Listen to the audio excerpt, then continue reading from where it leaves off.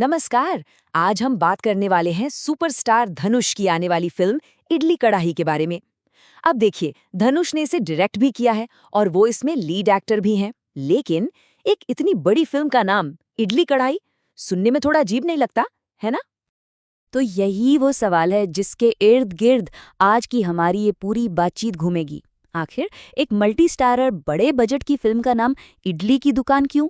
ये अपने आप में एक पहेली है और यकीन मानिए इसका जवाब फिल्म की कहानी से भी ज्यादा मजेदार है।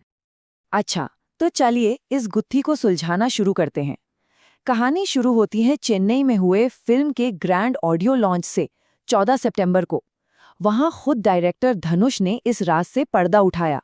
उन्होंने कहा कि ये जो इडली कढ़ाई है ना, ये सिर्फ फिल्म का नाम नहीं है।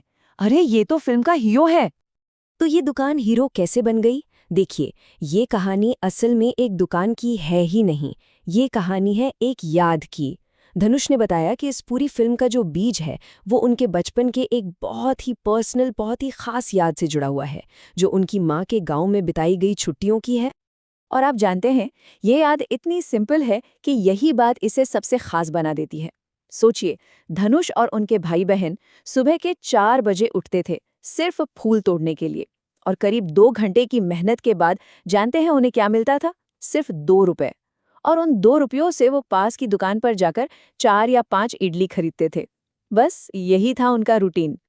और इसी छोटे से अनुभव में इस पूरी कहानी का दिल छिपा है।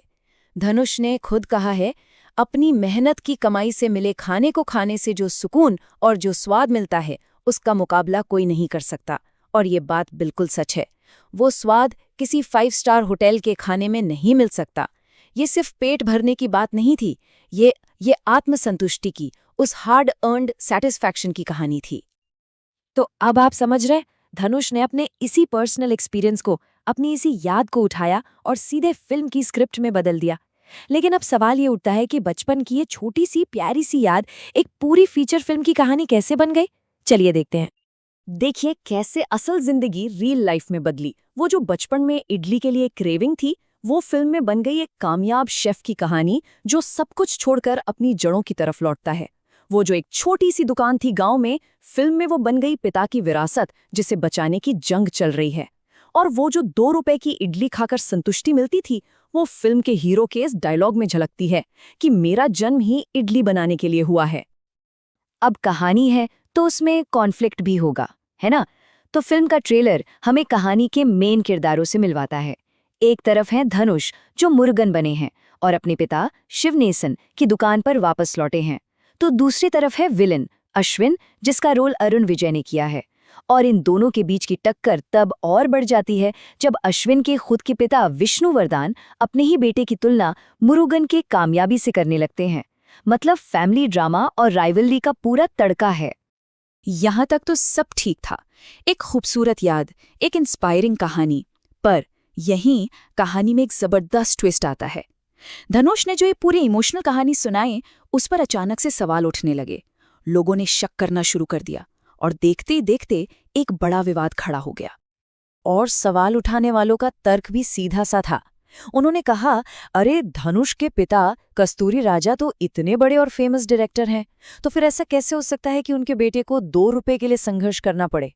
ये सवाल जायज लग रहा था और लोगों ने धनुष की कहानी को झूठा कहना शुरू कर दिया। लेकिन इस पूरे हंगामे का जवाब एक ऐसी जगह से आया जिसके बारे में किसी ने सोचा भी नहीं था। जवाब छिपा था 2020 के एक पुराने वीडियो में। और ये वीडियो था एक बहुत ही सम्मानित फिल्ममेकर का, जो अब हमारे बीच नहीं है। और वो वीडियो था लेजेंडरी फिल्ममेकर विसु का। उस वीडियो से पूरी पिक्चर ही क्लियर हो गई। देखिए, विसु ने बताया था कि कैसे 1982 के आसपास धनुष के पिता कस्तूरी राजा ने उनके असिस्टेंट के तौर पर करियर शुरू किया था। विसु ने कंफर्म किया कि उन शुरुआती दिनों में कस्तूरी राजा का परिवार वाकई बहुत ही सिंपल जिंदगी जीता था। उन्होंने एक छोटी सी बात भी बताई कि उनके घर में टीवी तक नहीं था और वो लोग पास में किसी रिश्तेदार के घर टीवी देखने जाते थे। और सबसे जरूरी बात, ये वीडियो 2020 का है, यानी इडली कढ़ाई पर यह विवाद शुरू होने से कई साल पहले का। इस एक वीडियो ने धनुष की कहानी पर सच्चाई की मोहर लगा दी। तो आखिर में ये इडली कढ़ाई क्या है?